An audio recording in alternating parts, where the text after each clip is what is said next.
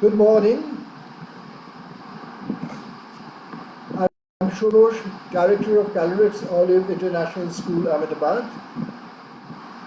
I wish everyone Happy Baisakhi and a Shubh Nav Barsh, Happy New Year for all the communities who are celebrating their New Year today. I'm really grateful and appreciate that all of you have come together to join me in this discussion about international mindedness in education. Now, to begin with this, we have to start looking at the very purpose of education. And for me, education is all about ethics. Education is ethics. Starting from that presupposition, we'll build the rest of the discussion as we go along. Now, coming to international mindedness,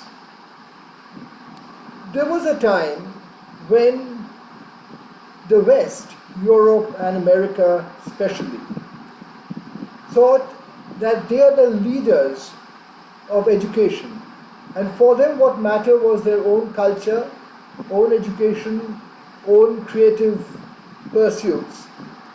And they thought the rest of the world, especially the third world and the Eastern Asian countries, can learn from them and follow them. And much as I would not like to accept this a fact, that for a long time, after our independence and just before that also, even India pretty much followed that when it came to education abroad. They thought that they only had to learn from them and go there. On top of that, education in the West, especially higher education, realized that in India and in Asian countries, they have students with paying capacity and they have students with very, very fine minds. So in both ways, it was important for them to attract these students, and you know, from India.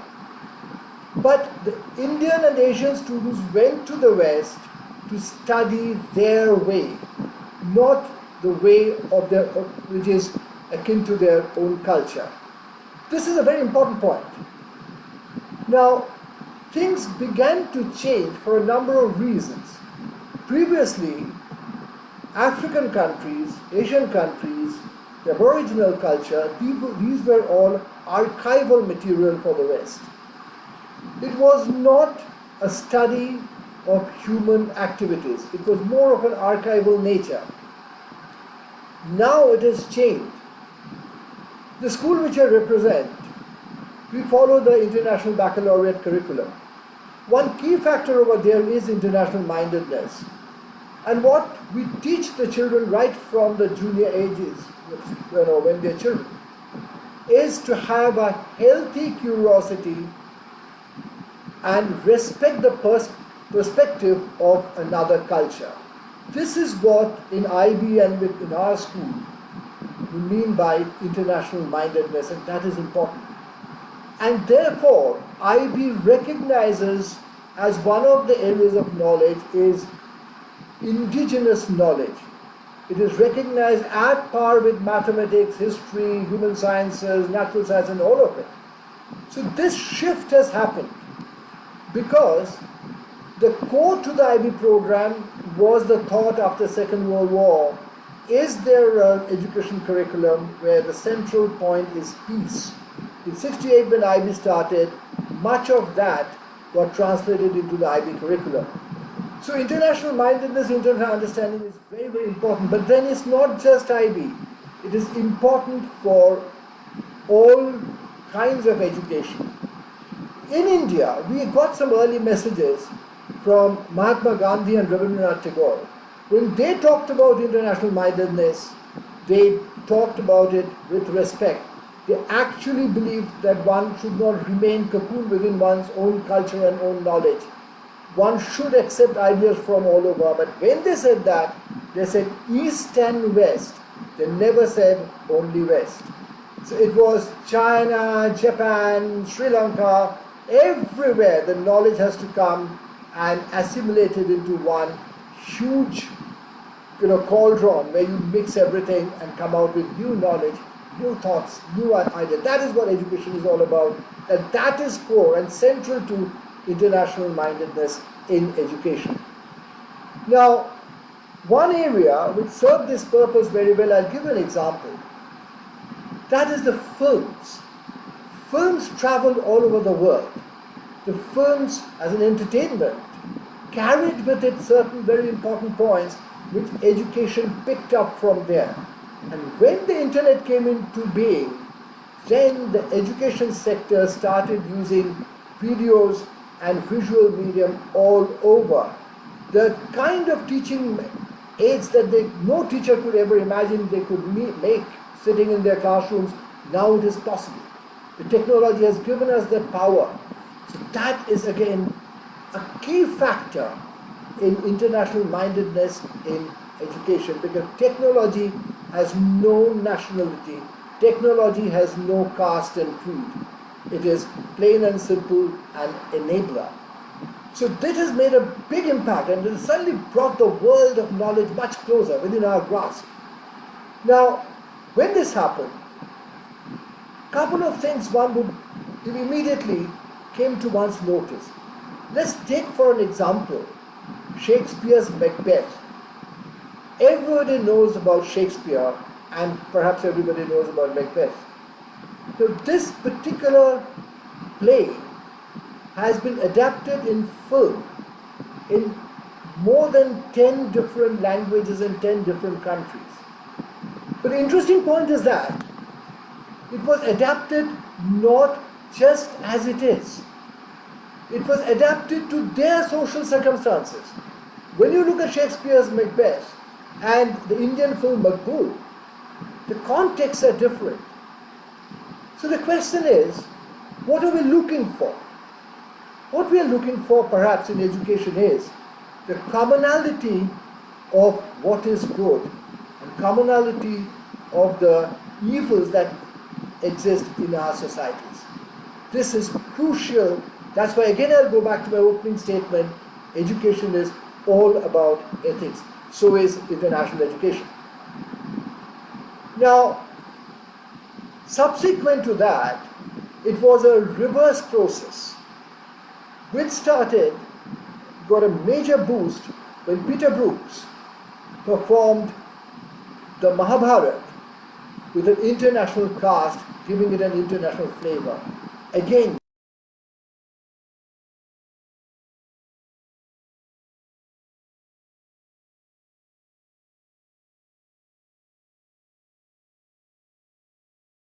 of the countries, across the cultures and across the time. So this is what brings us again back to the point how important international mindedness is in education. No education system can survive today unless it underlines international mindedness. It's very, very important. It's crucial. Now, with globalization, there was a business interest. Yes, everyone wanted, the markets opened up, people wanted to reach out, people wanted to make profit, but they realized that this cannot happen without preparing the right people through our education system. So, it became important to learn the languages. Suddenly for the Westerners it became important to learn Mandarin Chinese. For Eastern people it became important to learn English and Spanish and Portuguese if you want to do trade in South America or in Europe in some countries. Koreans have started sending children to Indian schools to learn spoken English. So, with the globalization, the world opening up, lots and lots of changes are happening. Now, while we talk about this, let's go back to our own childhood.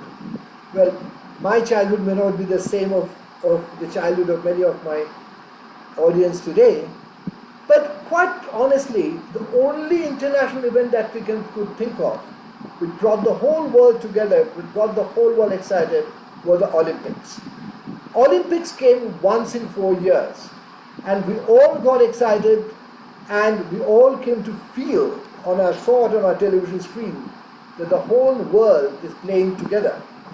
Now, apart from that, it was there was no other such big occasion where this would happen. Now, today it's a different scenario altogether. Everything that happens in some part of some country reaches our drawing room in no time, almost at real time.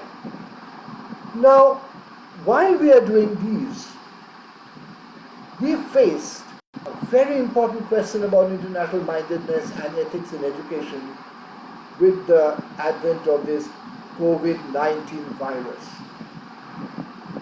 In my 62 years, I cannot think of any other occasion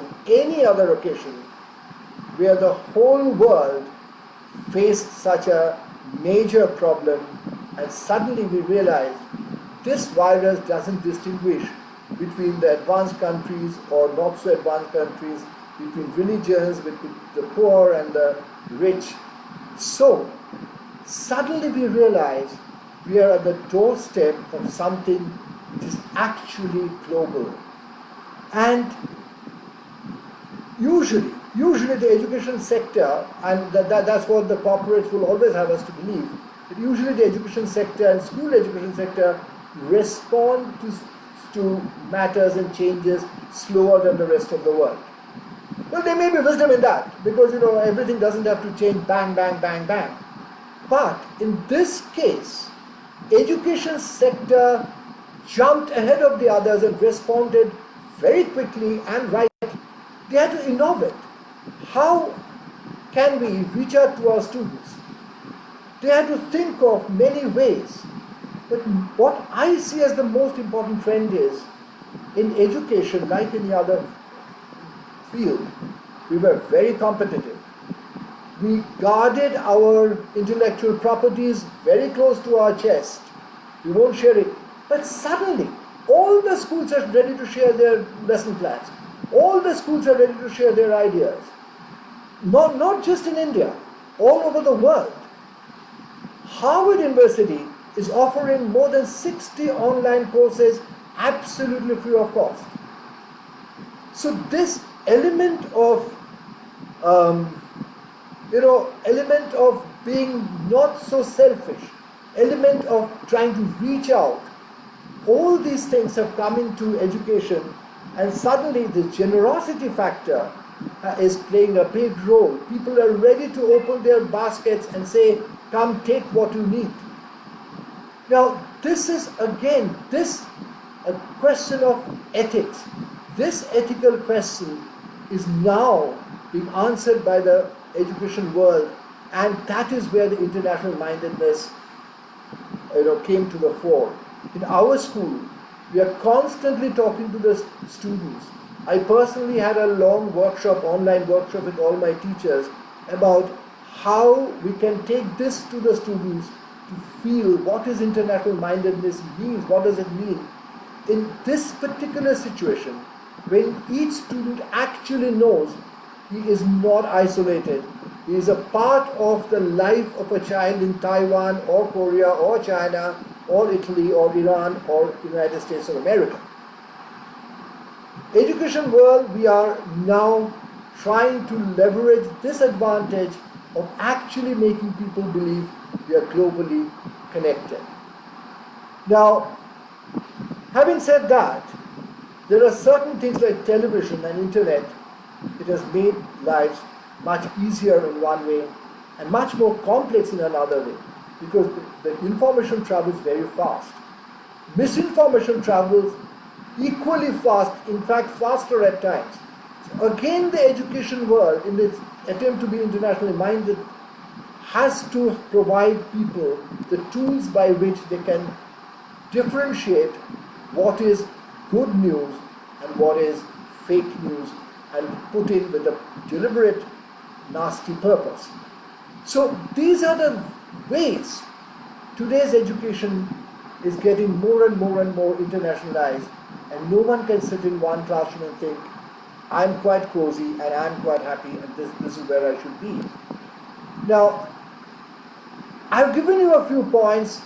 I've shared what comes from my heart. I've shared what I strongly believe in. There may be fallacies. This belief may change. But this is now what I feel about the key points, most important points of international mindedness in education at this particular time. I can see some chats, some questions. I can take a quick look and try to address some of them. Mr. Hitesh Puri says, why? Okay, he said that it's informative. There's Bandita Roy, thank you for your encouragement. Now, same with Mr. Jeet. Now, I would request you to put up some questions. I know I can't hear your voice, but if you do it on the chat, I'll be only too happy to address them, because we have another 2 or 3 minutes still to go. While I wait for your questions, think about it in these ways. Some of your children will look at education abroad at some stage of their lives. Now, on what basis will you help them decide what is a good institution for them? Of course, expertise in that chosen field. That is very, very important. If you want to do technology, then these are the things. If you want to do hardcore physics, chemistry, or mathematics, then these are the institutions. All of that. The international ranking and what have you. But when you do that, please see how strong is the international mindedness of that university or college. How well are the students from all over the world are adjusted over there. This is absolutely, absolutely crucial. So these are the questions which are now coming up very strongly from everywhere. Now, what the education sector is doing is, this opportunity that was suddenly thrown on our lap to go for online education, we are now looking at the gains. What are the things that worked well? What are the things that didn't work well? What did we miss? So how do we in future create that, not just for crisis situation, but something that can be used for our regular purposes also? Similarly, what are the things that work? And why can't we integrate into our regular system? I'm a teacher, hardcore teacher. I will love nothing more than seeing the children in the school, seeing the children on the playground, working with them for a drama. So human contact is crucial to education. One-on-one, face-to-face, with less than 2 meters of gap. That is absolutely crucial when the time comes, not of course at this time. But there are certain things we have learned which can be used to strengthen our education even in the future, whether there is a crisis or not. So these are the crisis things and that has helped education all the time. Certain things that were invented for war or for space have now got into a regular day-to-day life. So this is what we are doing in education all over. Let's treat this crisis as a global binding force, not a divisive force. Let's treat this crisis to build on our abilities and capabilities. That is what is happening in international education. That's what we would all like to contribute to.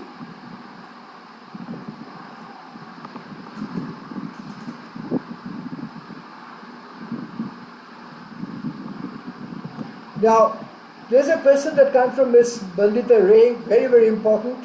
Yes, in this COVID-19 situation, the teachers got their respect. I completely agree with you. I absolutely agree with you, because this is the time when all of them had to work at home, they had to manage the stresses at home, they had to put up with all the inconveniences, yet they did not stop teaching, yet they did not stop making excellent lesson plans suited to this style of teaching, which was new to them.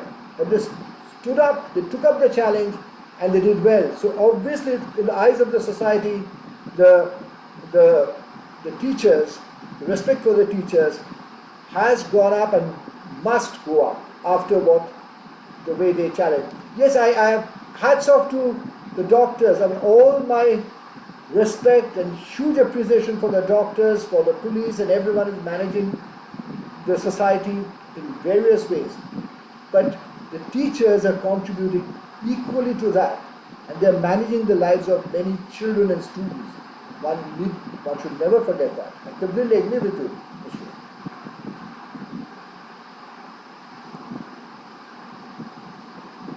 But I hope it's been of some use for you. It's time for me to wind up.